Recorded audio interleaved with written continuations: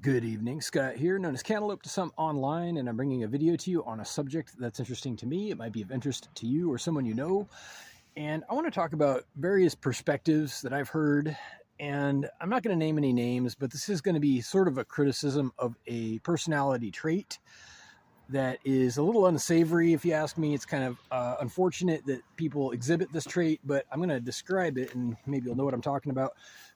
So, there are people who reckon themselves to be saviors of the underdogs, saviors of the disadvantaged, the unfortunate, the people who have been victims of society and a broken system. And while I agree there are in fact victims, there are in fact underdogs, I don't believe that everyone who reckons themselves a savior of these people is in fact that. I believe that it's easy to describe yourself as being great, as to celebrate douchebaggery, if you will. Sorry for the image, but and call it underdog protection, call it standing up for people, when you're really just conspiring with people who don't really have scruples, people who are kind of shady to begin with. It's one of those exploits, right? And I mention a lot of exploits and abuses in my videos. I like to explore them with the hope of people becoming a little bit more illuminated and therefore empowered to protect themselves against these things, these traits. So again, for example, somebody who capitalizes on an opportunity where a lot of people are being micromanaged or preached to, or manipulated by an abusive, corrupt authority. These people are ripe for the picking by someone who is perhaps of above average intelligence and shrewd in the ways of twisting things a little bit to their own advantage, and they don't necessarily have compunction about misrepresenting the facts. And you get a few laughs out of people, and it turns into a sales pitch, and before you know it, you're following a cult leader. This is how it happens. I've read books and I've seen it in movies. I haven't actually experienced it in life, but do imagine these people exist, and they will consistently misrepresent their motive.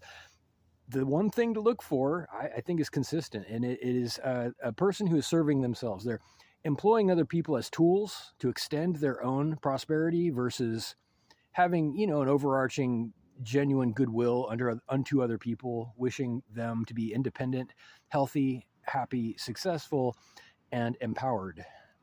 That's the difference. So ask yourself, is your boss that kind of person or not? I don't know. I'm not saying he is or she is.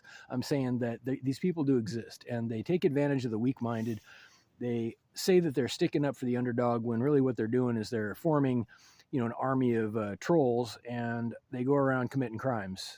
They're not necessarily empowering anyone but themselves, and padding their wallets, so to speak, taking advantage of other people under the pretext that they have been disadvantaged and abused themselves. Well, if you know about the golden rule, it's easy to confuse it, right? It's do unto others how you would have others do unto you, not pay it forward in a bad way, not do unto others what has been done to you. That's reversing it, right? That would be a reversal. Logic's hard. No, I get you. Logic can be very hard.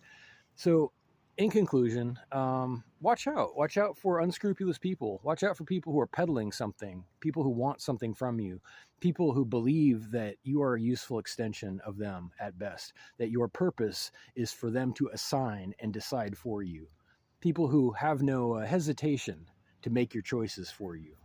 These are people to watch out for, because before you know it, you're going to lose every piece of yourself that matters. You're going to lose your autonomy. You're going to lose your freedom.